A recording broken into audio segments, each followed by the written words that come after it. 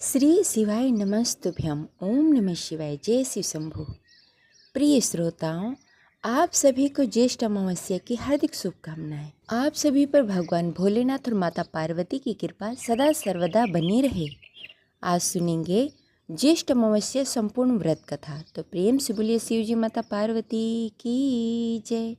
जय शिव शंभु। हर साल ज्येष्ठ मास की कृष्ण पक्ष की अंतिम तिथि को ज्येष्ठ अमावस्या मनाई जाती है, जिसे वट अमावस्या के नाम से भी जाना जाता है।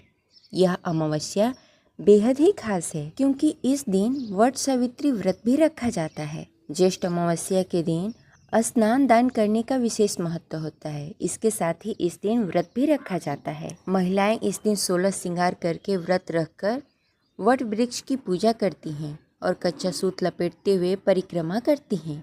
माना जाता है कि इस व्रत को रखने से अखंड सौभाग्य की प्राप्ति होती है और इसके साथ ही व्रत कथा का पाठ भी करती हैं। तो चलिए आज पूरी श्रद्धा और भक्ति के साथ सुनते हैं ज्येष्ठ अमावस्या की संपूर्ण कथा। कथा शुरू करने से पहले इस वीडियो को लाइक करके कमेंट बॉक्स में हर हर महादेव अवश्य लिखें। अमावस्या की पौराणिक कथा के अनुसार एक नगर में एक गरीब ब्राह्मण परिवार रहता था, जिसमें पति पत्नी और उसकी एक पुत्री थी। उसका जीवन सामान्य ही चल रहा था। जैसे जैसे वर्ष बीतते गए, उसकी पुत्री भी धीरे धीरे बड़ी होती गई। बड़ी उम्र के साथ उसमें स्त्री के गुणों का भी विकास होने लगा। वह देखने में अत्यंत ही सुंदर, सुशील और सर्वगुण संपन्न थी, लेकिन गरीब होने के कारण उसका विवाह नहीं हो पा रहा था। एक दिन उस ब्राह्मण के घर एक साधु महाराज पधारे। ब्राह्मण पुत्री की सेवा से साधु महाराज का मन बहुत प्रफुल्लित हो गया और प्रसन्न हुए। उन्होंने कन्या को लंबी उम्र का आशीर्वाद दिया। साथ ही यह भी बताया कि उसके हथेली में विवाह योग रेखा नहीं है। इस बात से चिंतित होकर दीन ब्राह्मण ने साधु से इसका उपाय पूछा। कन्या ऐसा क्या करे कि उसके हाथ में विवाह योग बन जाए। साधु महाराज ने कुछ देर विचार करने के पश्चात अपनी अंतर्दृष्टि से ध्यान कर कर बताया कि कुछ ही दूरी पर एक गांव में सोना नाम की एक धोबिन महिला रहती है। अपने बेटे और बहू के साथ रहती है, जो कि बहुत ही आचार विचार एवं संस्कार संपन्न तथा पतिव्रता स्त्री है। यदि यह सुकन्या उस धोबिन की सेवा करे और वह महिला इसकी शादी में अपने मांग के सिंदूर लगा दे तथा उसके बाद इस कन्या का विवाह हो जाएगा, तो इस कन्या का वैद्य योग मिट सकता है। साधु ने यह भी बताया कि वह महिला कहीं बाहर आती जाती नहीं है।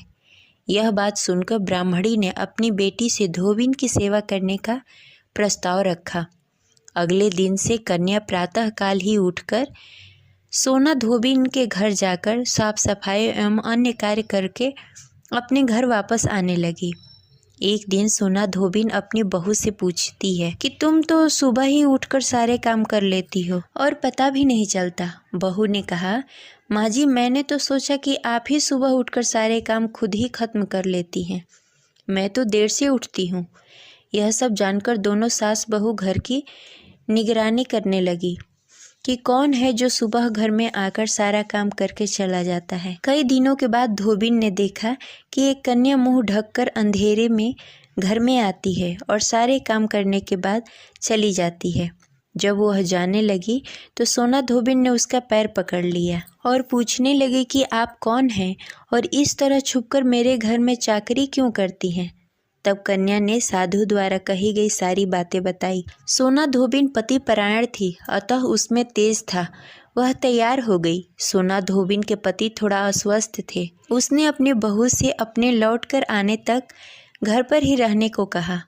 सोना धोबिन ने जैसे ही अपने मांग का सिंदूर उस कन्या के मांग में लगाया तो सोना धोबिन का पति मर गया। उसी इस बात का पता चल गया। वह घर से निराजल ही चली थी। यह सोचकर कि रास्ते में कहीं पीपल का पेड़ मिलेगा तो उसे भंवरी देकर उसकी परिक्रमा करके ही जल ग्रहण करेगी। उस दिन अमावस थी। ब्राह्मण के घर मिले हुए पुआ पकवान की जगह उसने ईंट के टुकड़ों से 108 बार भंवरी देकर 108 बार पीपल के पेड़ की परिक्रमा की और उसके बाद जल ग्रहण किया। ऐसा करते ही उसके पति के मृत शरीर में वापस जान आ गई। धोबिन का पति फिर से जीवित हो उठा। इसीलिए सोमवती अमावस्या के दिन से शुरू करके जो व्यक्ति हर अमावस्या के दिन भौंरी देता है उसके सुख और सौभाग्य में वृद्धि होती है। पीपल के पेड़ में सभी देवताओं का वास होता है, अतः जो व्यक्ति हर अमावस्या को न कर सके वह सोमवारी अमावस्या के दिन यह अवश्य करे। वह सोमवार के दिन पड़ने वाली अमावस्या के दिन 108 वस्तुओं की भौंरी देकर सोना, धोबिन और गौरी गणेश का पूजन करता है, उसे अखंड सौभाग्य की प्राप्ति होती है। ऐसी प्रचलित परंपरा है कि पहले सोमवारी अमावस के दिन धान, पान, हल्दी, सिंदूर और सुपारी की भौंरी ही देनी चाहिए। उसके बाद ही सोमवती अमावस्या को अपने सामर्थ्य के हिसाब से फल, मिठाई, सुहाग का सामान, खाने की सामग्री इत्यादि भौंरी देनी चाहिए और फिर भौंरी पर चढ़ाया गया सामान किसी सुपात्र ब्राह्मण, ननद या भांजे को दिया जा सकता है। इस प्रकार सोमवती अमावस्या की यह कथा संपन्न हुई। तो प्रेम से बोलिए गौरी पुत्र गणेश की जय। जय शिव शंभु। अब सुनते हैं अमावस्या की दूसरी कथा। अमावस्या की दूसरी कथा के अनुसार एक समय की बात है, एक ब्राह्मण अपनी पत्नी के साथ रहता था। वो दोनों ही भगवान विष्णु के बहुत बड़े भक्त थे।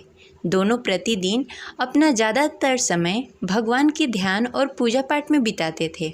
ब्राह्मण का घर धन्य धान्य से भरा हुआ था, किंतु संतान न होने के कारण यह दंपति अत्यंत दुखी रहा करती थी। एक दिन ब्राह्मण ने अपनी पत्नी से कहा कि मैं तपस्या करने के लिए वन में जा रहा हूँ। इसके बाद वह भगवान का भरोसा और संतान की कामना लेकर वन में तपस्या करने के लिए चला गया। ब्राह्मण को कठोर तपस्या करते हुए कई वर्ष बीत गए, लेकिन उसे फल की प्राप्ति नहीं हुई। अंत में हार मानकर ब्राह्मण ने अपने जीवन को समाप्त करने का निर्णय लिया। अपने जीवन को समाप्त करने के बारे में सोचकर उसने पेड़ की डाली पर फांसी का फंदा डाल दिया और अपने गले पर बांधने लगा। तभी वहाँ पर सुख अमावस्या प्रकट होकर बोली, हे ब्राह्मण, तुम्हारे भाग्य में 7 जन्मों तक संतान सुख नहीं लिखा है, किंतु मैं तुम्हें 2 कन्या का वरदान देती हूँ। तुम अपनी एक कन्या का नाम अमावस्या रखना और दूसरी का नाम पूनम रख देना। तुम अपनी स्त्री से कहना कि वह 1 वर्ष तक सुख अमावस्या का व्रत रखे और अमावस्या के दिन 1 कटोरी चावल भरकर उस पर दक्षिणा रखकर दान कर देना। सुख अमावस्या की बातें सुनकर ब्राह्मण घर आ गया और ये पूरा वृत्तांत अपनी पत्नी को सुनाया। सुख अमावस्या के आदेशानुसार ब्राह्मणी ने व्रत रखना प्रारंभ कर दिया। कुछ दिनों के बाद ब्राह्मण के घर में 2 कन्याओं का जन्म हुआ, जिनमें एक कन्या का नाम अमावस्या और दूसरी कन्या का नाम पूनम रखा गया। जब ब्राह्मण की दोनों बेटियां बड़ी हो गई तो ब्राह्मण ने उसका विवाह कर दिया। बड़ी बहन अमावस्या धार्मिक प्रवृत्ति की थी। वह काफ़ी समय तक भगवान की पूजा और धर्म कर्म में व्यतीत करती थी। अमावस्या के घर में सुख समृद्धि का भंडार था, पर छोटी बहन के घर में दरिद्रता छाई हुई थी।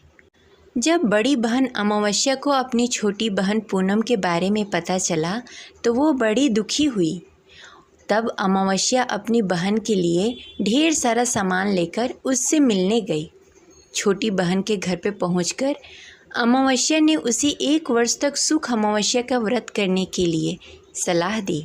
साथ ही अमावस्या ने व्रत की विधि पूर्वक करने के बारे में पूनम को बताते हुए ये भी कहा कि तुम 1 वर्ष तक सुख अमावस्या का व्रत करना और 1 कटोरी में चावल भरकर उसे दान कर देना।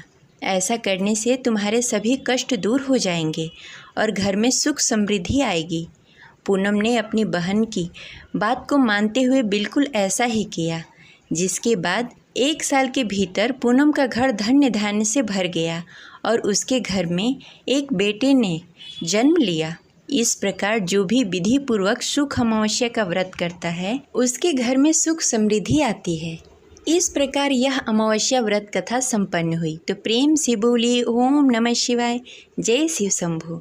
मिलते हैं अगले वीडियो में, तब तक के लिए हर हर महादेव।